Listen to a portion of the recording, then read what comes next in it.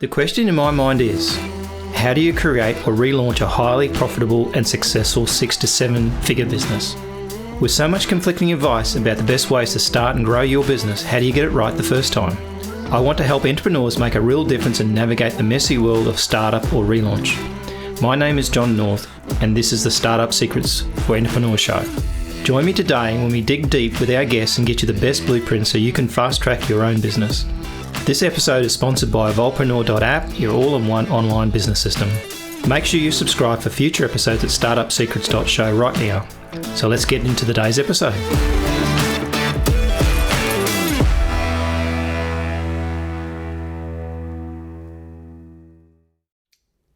Hi, my name's Jarie Bolander, and I was just on the Startup's Secret Show with John North, where we talked about adjacent ideas. To find out more, you should listen to the episode.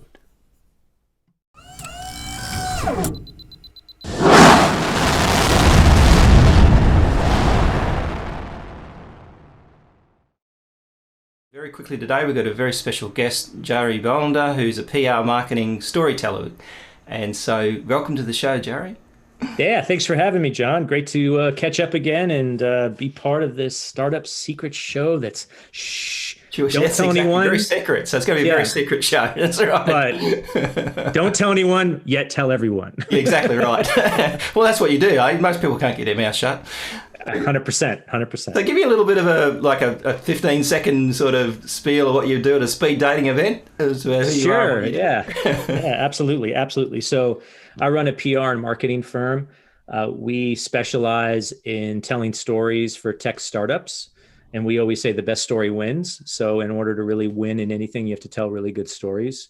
Technology really doesn't matter. People don't really care. They care about the emotional appeal of your offering and that you can get through the noise, because there's a lot of noise out there. So last 5 years, I've been doing that. I'm also working on this thing called the story funnel, which is how to nail your next launch without blowing budgets, annoying customers, and creeping features, all by getting your story straight. So that's kind of what I'm working on. And nice. Hopefully some of the secrets or the secret I reveal today will help someone Exactly right. All right, so now we're going to hit you with the secret. So I need to tell me the secret that you think about that would help somebody starting a new business or needs to start something quickly. So they may be an existing entrepreneur, but they want to start something quickly without a lot of cost, say, without a lot of risk. Yeah, I mean, I always, when I get asked this question quite often, no, this is the first time, but what I've... No pressure. No pressure, right? Well, what I've done in the past and what I think has worked for a lot of my friends is this idea of adjacent ideas. Mm-hmm. And what this means is you are like in a business or you have an idea and you look for things that are incrementally going to improve some adjacent market, some adjacent technology type thing.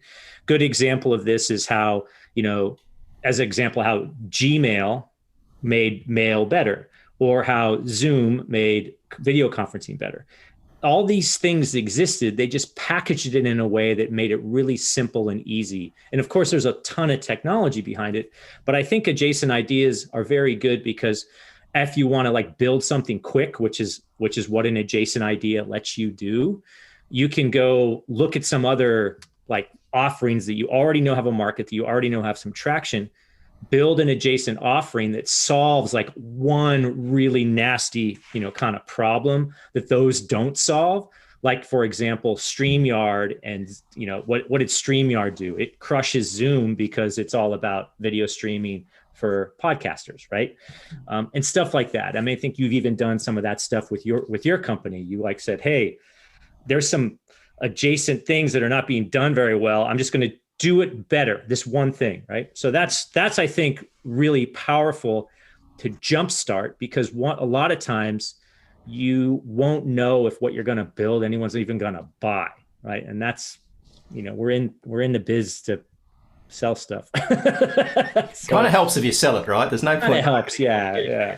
The entrepreneur lifestyle is pretty hard if you only can eat top ramen, pretty bad, right? So I'd say think of adjacent ideas that are already there that you can do a little better. That way you can kind of prove and figure out what works and what doesn't. And you can feed off that then obviously from other alternative, people don't necessarily see you necessarily as a threat sometimes either. That's true. That's 100% true. Cool. That's awesome.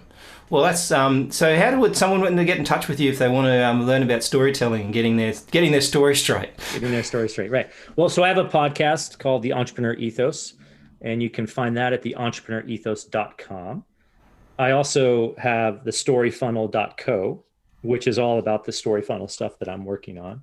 And I'm also on LinkedIn and Twitter, and I'm pretty easy to find. It's not really hard. I have a funny name, so. Yeah, there you go. Yeah, well, as a PR and marketing company, if we can't find you, then we've got a big problem. Yeah, that's pretty tough, right? Like, and also, I mean, the firm is jsypr.com, so. Cool. Well, thank you so much for your time, and maybe we'll do a longer story next time.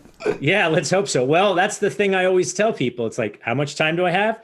Your story needs to fit the time allocated. So exactly right. Always got to make sure you've got your 10 second, your 20 second, your 30 second, and your minute. Exactly right. So if you can't tell a story quickly, then it's not a good story, right? I think so. Or if you can tell it quick enough or in short enough sequence where people are like, oh, tell me more. You need to tell me more. Then, you can build some tension and some excitement for what you're doing. So sounds good. Cool, man. Well, thanks you so much for coming on, and we'll talk to you again soon. All right. Take care. Hey, John North, your host here. Don't go. Stay listening for the next short episode where we cover secret number 2 with Jace Webster, covering strategies that stand the test of time. You won't want to miss this one. That's a wrap on another awesome episode for the Startup Secret Show for entrepreneurs. Just before you go, if you like this episode, we'd be very grateful for a 5-star review. Please also consider recommending the show to a friend or two.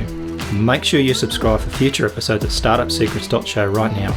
Until next time, if you're an entrepreneur, make a start on your next great business idea today.